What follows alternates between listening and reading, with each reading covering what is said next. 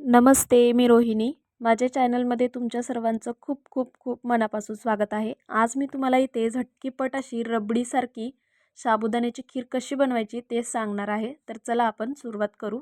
मी इथे एक मोठ्या कढईमध्ये साधारण 4 चमचे इथे मी तूप टाकून घेतलेलं आहे. तूप आपलं छान असं गरम झालं की त्यामध्ये मी थोडेसे काजू आणि बदाम घेतलेत. तुम्ही तुमच्या आवडीप्रमाणे कुठलेही ड्रायफ्रूट्स वापरू शकता. आता छान असं काजू बदाम आपल्याला तुपामध्ये फ्राय करून घ्यायचं आहे. छान असं करपूस कलर आला की समजायचं की आपले छान असे हे ड्रायफ्रूट्स रोस्ट झालेले आहेत. आता त्यामध्ये मी साधारण अर्धा लिटर गरम करून घेतलेलं दूध टाकून घेणार आहे. हे दूध अतिशय खूप गरमही नाही आणि थंडही नाही. मी छान असं गरम करून दूध घेतले आणि ते दूध मी आता यामध्ये टाकून घेत आहे. तुम्ही थंड दूध घेतलात तरी काही हरकत नाही किंवा मग एकदम गरम घेतलात तरी काही हरकत नाही. तुम्हाला जसं जमेल तसं तुम्ही घेऊ शकता.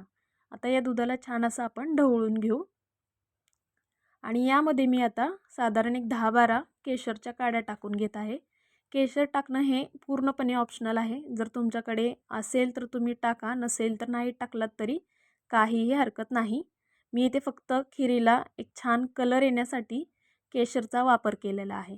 केशर टाकल्यामुळे काय होतं, एक रबडीसारखा त्याला कलर येतो, म्हणून मी इथे केशरचा वापर केला आहे. आता आपलं दूध इथे बऱ्यापैकी उकळत आलेलं आहे.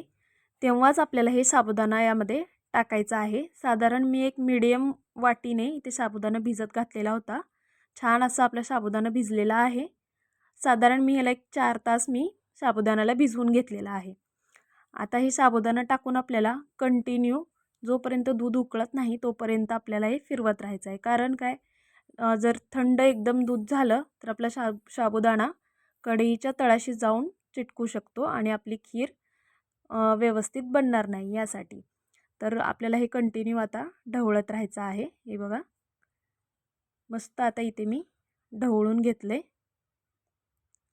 आता मी इथे आपल्या आवडीप्रमाणे साखर टाकून घ्यायचं आहे. तुम्ही तुमच्या आवडीप्रमाणे साखर कमी जास्त करू शकता. मी इथे एक छोट्या वाटीने 1 वाटी साखर टाकून घेतलेला आहे. आणि साखर टाकल्यानंतर देखील साखर विरघळेल तोपर्यंत आपल्याला हे ढवळून घ्यायचं आहे. इथे बघा, साधारण एक 1.5 मिनिटानंतर आपली खीर बघा किती दाटसर झालेली आहे.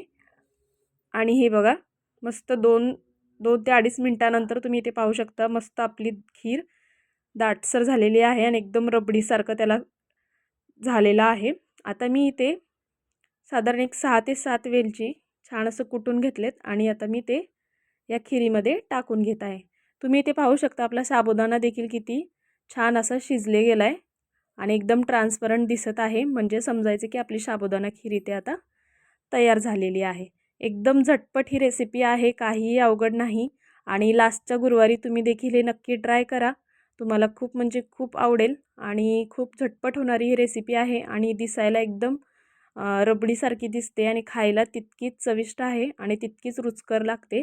तर माझा हा व्हिडिओ तुम्हाला कसा वाटला मला कमेंटमध्ये नक्की कळवा. जर आवडला असेल तर चॅनलला सबस्क्राईब करून शेअर नक्की करा. बाय.